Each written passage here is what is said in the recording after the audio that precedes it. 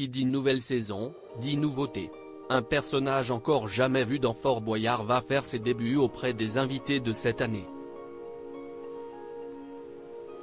Découvrez de qui il s'agit. Chaque année depuis 1990, des acteurs, chanteurs, personnalités publiques et Miss France se rendent à Fort Boyard pour tourner des épisodes qui seront diffusés l'été. Les beaux jours étant enfin arrivés, plusieurs personnalités ont déjà dévoilé sur les réseaux sociaux qu'elles seraient présentes au casting de cette année. Diane Lair, qui s'est même blessée sur place, sera de la partie, tout comme le professeur de danse Yanis Marshall, Amandine Petit, ou encore Sylvie Tellier. Si certains font leur premier pas dans le jeu, pour des personnages aussi il s'agit des premiers instants. En effet, selon nos informations exclusives, la société Adventure Line Productions a fait appel à Stéphanie Lorset pour incarner le rôle de Mauvaise Passe. Stéphanie Lorset, déjà présente dans Boyardland atteinte de nanisme, elle travaillera aux côtés du célèbre Passepartout, incarné par André Bouchet et qu'on a récemment pu voir sur le plateau de Masked Singer, caché sous le costume de la chenille. Elle sera pour ainsi dire un passe féminin. Ce n'est pas la première fois que Stéphanie Lorset sera présente sur le petit écran.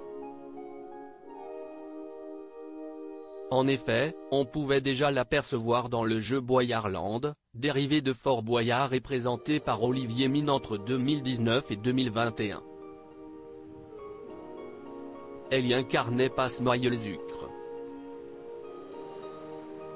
Son rôle était de distribuer les boyards au début de l'émission à chaque équipe.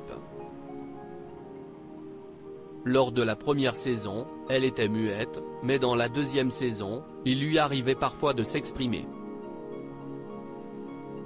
Par ailleurs, elle a tourné dans les films Les Morsures de l'Aube, 2000, et Indésirable, 2013. Les nouveautés pour cette saison 34. Pour cette 34e édition, peu de nouveautés pour le moment ont été annoncées.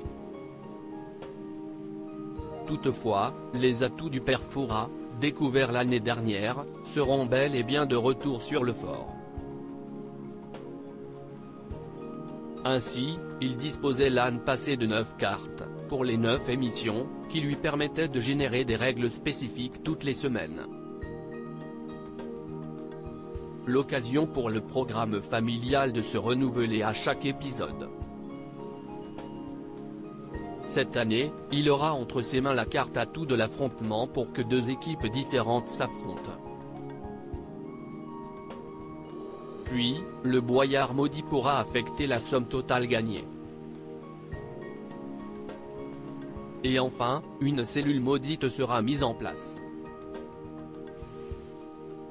Pas question pour le candidat qui s'y trouve de quitter la pièce sans réussir son épreuve.